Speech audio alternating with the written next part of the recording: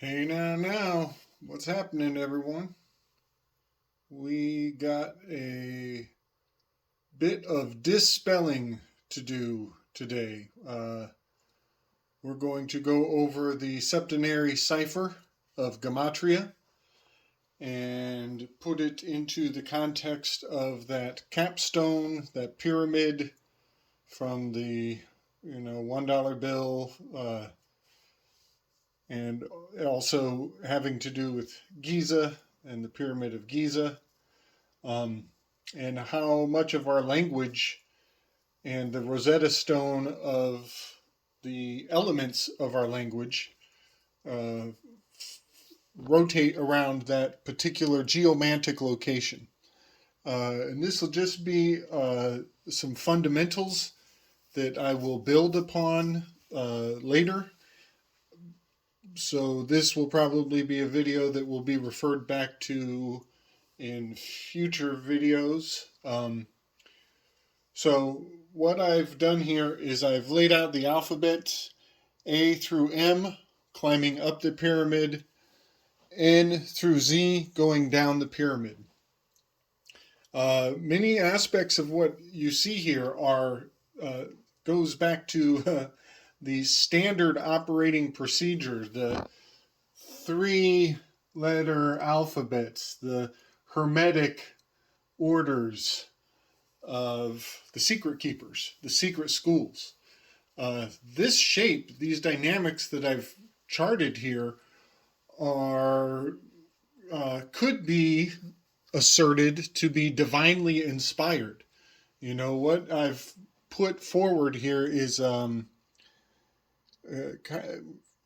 aspects of the Metatron, aspects of the matrix of our linguistical lexicon, put into a new visual context.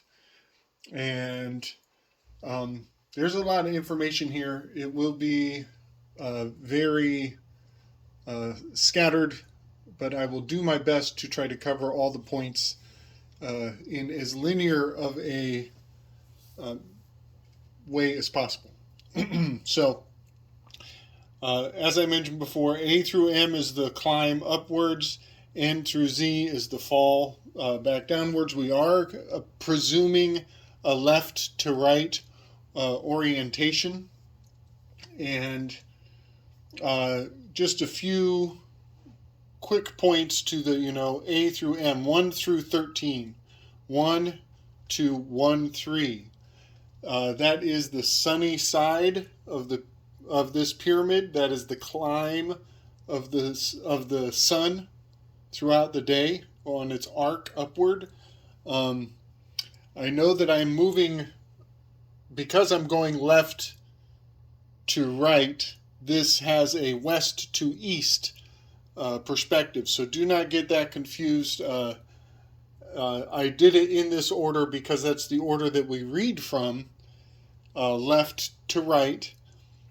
But also, I believe the Bible was written from the North Pole with the Genesis and the creation of the garden and moving it to the east and the west. Comes from a perspective of the North Pole. The mind's eye looks down upon the earth from a North Pole orientation. So with that in mind, east would become west and west would become east. And when reading the letters of the day in the arc of the sun, it would go from the left-hand side to the right-hand side if you were sitting looking down on the earth from the North Pole. So, I've already gone off the tracks with that. But please just keep in mind that this orientation, it is a left to right story that's being told. And I believe if we were looking down on the pyramids, we would see the sun the AM 1 through 13, the morning light would be casting on this side of the pyramid, and the N through T, the night sky, would be on the opposite side of the pyramid, the dark end. So we have the ascending and the descending. So I've listed here a few very magical words. You could call them neurolinguistic programming. You can call them magic. You can call them, mentalism, riddles, whatever you want to call them. We have the A through the M I pointed out. Now that is a 1 and a 1-3. That could very easily point back to the Baba Kama 113A. But it is also the morning, the AM. It is also, here we have NAM, the name. This is the I am, the AM, the I of AM. It's looking at the daylight, the solar pillar. So a few other real powerful words, amazing. To be at the top of the pyramid and look over the world and see, its effects and orientation to the night sky would be quite an amazing thing to aspire to do. We have Amazon, Amazon. That's a AMAZON. That's a very distinct indicator that those people are into a full spectrum of influence. We'll just call it that way. They are circling the entire spectrum of influence. That's the best way I can say it. There's more behind my words. Let me just put that there. So there are many other words, but those are some of the best ones. I put Amazon pry me. Pry me away from my higher self. Amazon Prime.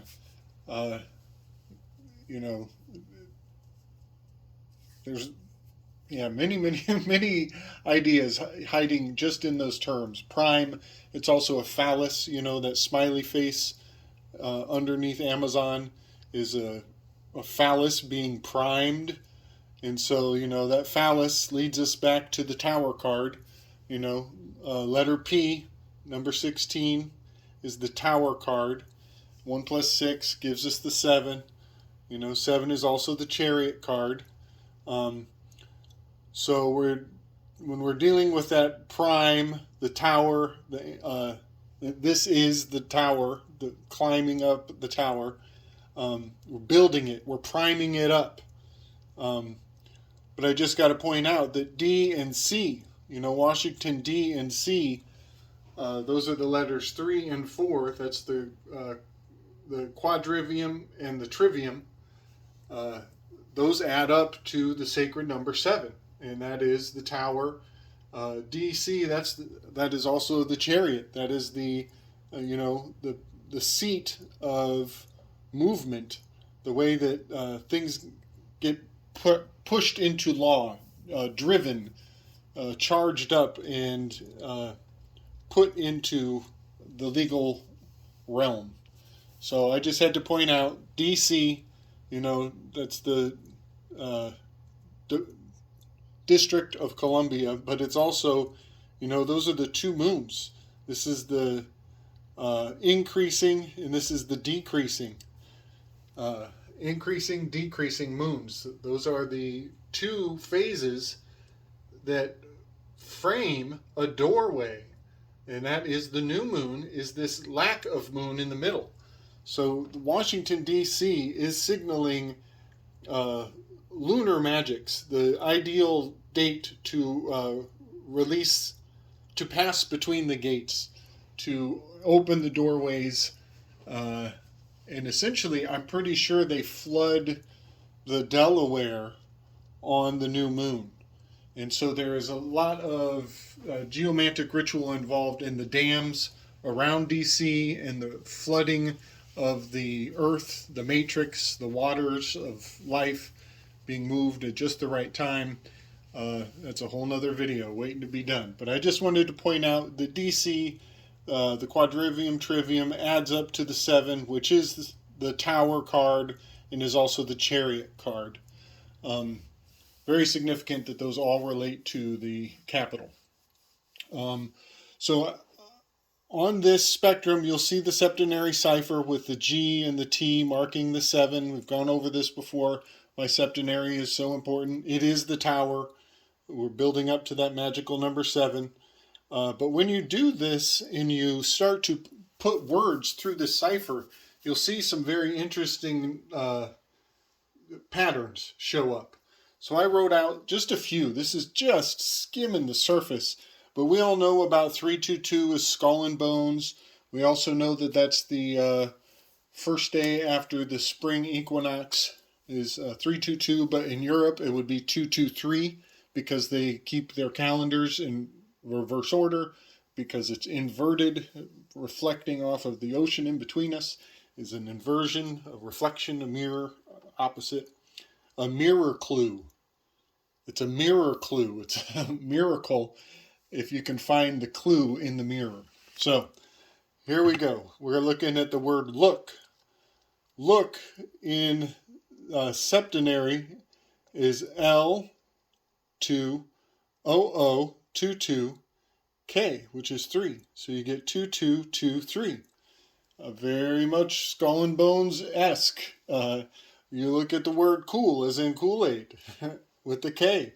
Get the same thing, but in reverse. There's a nice little mirror clue to see how look and cool are kind of hovering around that very magical date, very magical number that is always being tagged on to all nature of magical intentions.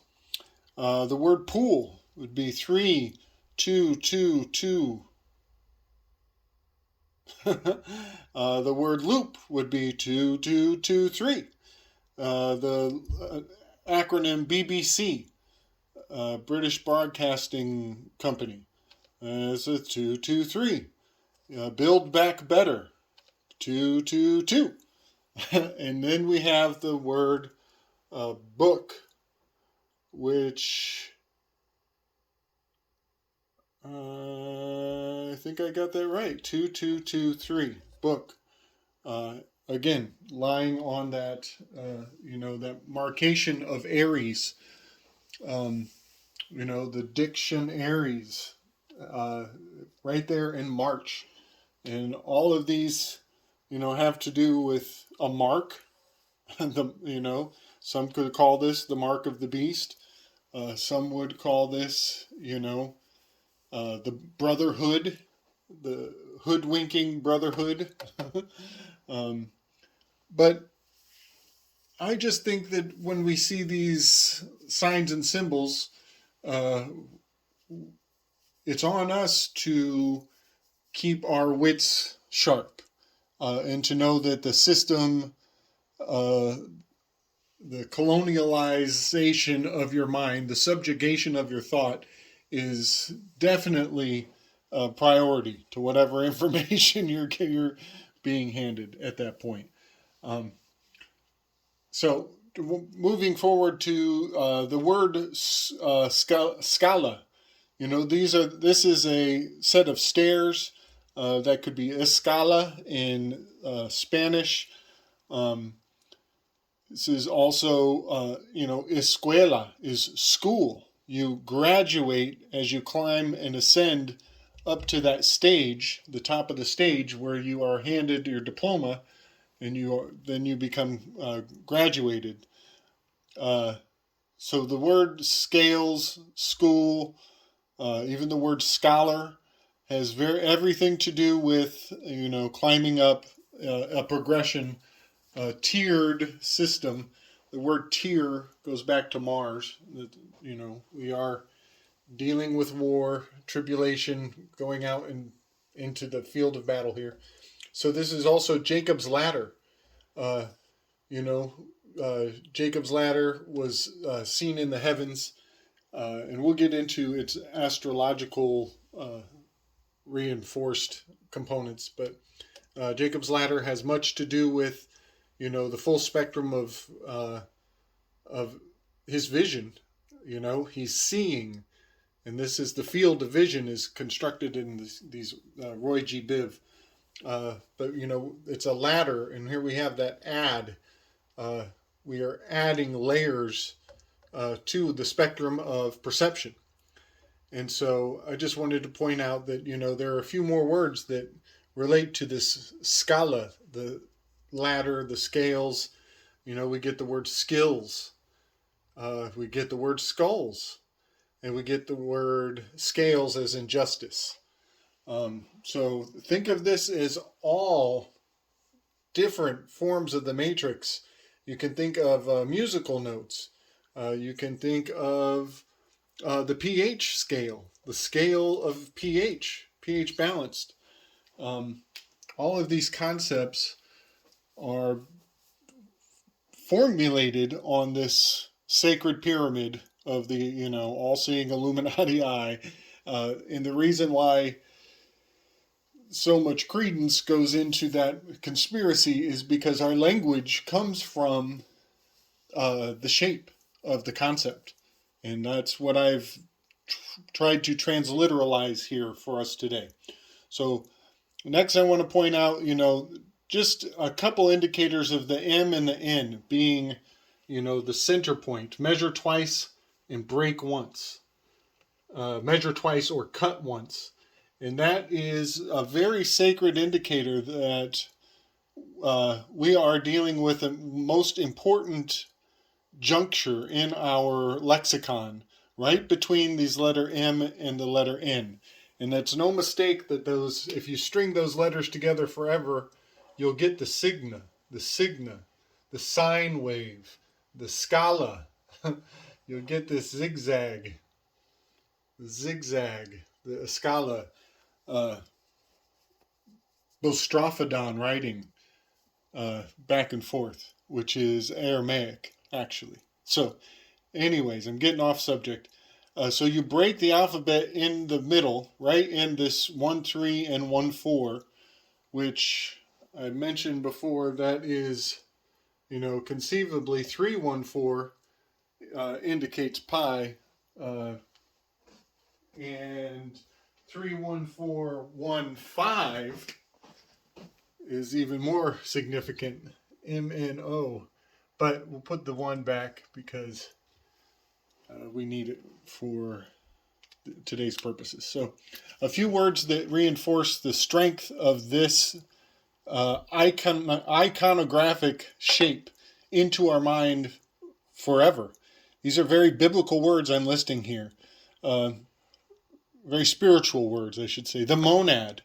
The monad looks like the all-seeing eye at the top. Boom, boom. Monad. Mountain. We are clearly dealing with the mountain. We're dealing with man. M-A. This whole thing is a A. N. Man. We're dealing with the moon. The months. Keeping track of the night sky. Mano means hand. In Latin. So, here we're dealing with the handiwork of the gods, observing the heavens and the earth below. Mantle. Mantle. Excuse me. So, the mantle. Only people who are worthy, who have the knowledge, can add dress, can wear the mantle to add dress. Where we are, to find out our location on this world, is to stand at the top of that pyramid and get your bearings, get your reckoning to remember. So even the word amend, to put back together again, to, the amendments, your first 10 amendments, the Bill of Rights, A-M-N, and then D, descend. The word movement. This is very interesting to me. Movement has almost rotates around the pyramid a couple times. It generates movement as it goes clockwise around the triangle. Movement. It has its own volatility that goes around the language lexicon a couple times there. And as I look at the word movement, I see, Venus. I see me. I see not. I guess even, that could even be the moon. But move me not, move me not came to mind, which a lot of flat earthers would be bells and whistles right now. Um, I see the term mammon. I see the term mana from, the manna rain down from the heavens to feed the Israelites in the desert. Money. This is the monad as the all-seeing eye at the top of our monetary system. So just wanted to point out, these words, amazing, Amazon, name, I am, man, mantle, mountain, monad, mammon, all that, they are fundamentals. They are the building blocks of our language. And so we are very actively every day building the tower, uh, reconstructing the Babel as we babble on to build the card number 16, the P, the empire. This is a pyramid. This is the empire, the pyramid. What do you put at the end of sentences? A period. What's wrong with the world today? Too many corporations. Much of what I'm saying sounds like crazy talk, but the free association and the significance behind it is a direct glimpse at our collective consciousness. And that's what I'm trying to give through just a peek of through the alphanumeric significance of our language. So, in law, I've said this before, the most powerful word is M-A-N, to remain as a man, to remain a man, to be a man again. And I just want to point out that, in septenary, the word man is 111. And that is the tripartite crown. That is the tertium quid. That is the inheritance. That is your crown. That is your kingship. To know yourself in your full proportions. And so I took the 111 and I made it into the triangle. One side, one side, one side is the pyramid. That is the trust law. It is, the 3-part sestake V trust. Sestake trust. So the second word that is most powerful in law is the word claim. And I've depicted this before, man as the pentagram, claim as the circle around it. But I also want to point out that, we are talking about climbing. We are climbing up the scales through school, into our professional life, where we're going to have to climb the professional ladder. And I just like to point out that there's a silent B on the end of climb. And that always bothers me. Silent B. I mean, I really can't linguistically justify a silent B under any other language. It seems to be there for a reason that we just accept. But I don't accept it. I see a B right here.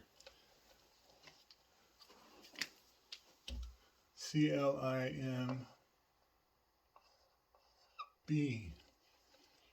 So just wanted to point out that they are making us climb to the top of a 13 lunar cycle scale.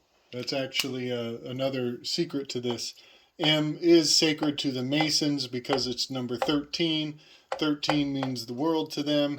Every once in a while, when you see a B, you're looking at 13 too. A whole lot of lies on top of lies on top of lies.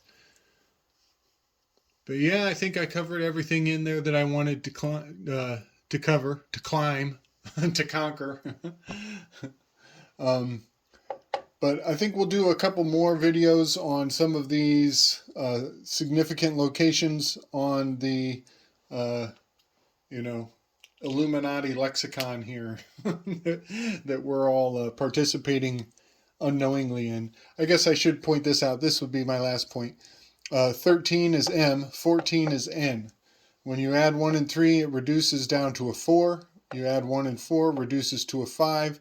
And that indicates to me that this pillar is the Jupiter pillar. And over here we have the Saturnian pillar. And so that is the all-time struggle in the cosmos is often between Osiris and Set, or Jupiter and Saturn. And in this context, putting Jupiter in the first on the sunny side of the pyramid gives him favor, gives him more domination, more dominance, more. It gives him preference. And Saturn, being on the night side, the fallen side, shows disfavor, shows him as an antagonist of sorts. But some could say that, this could culturally be, some religions worship Jupiter, Zeus. Some religions worship Saturn. In the shadows, on the dark side, one in the light, one in the dark. The Sith versus the Jedi, if you will. So I'll cut her there. I think a lot of people know what I'm speaking of. I think you know what I'm not saying. Much love and strength, everybody. Peace.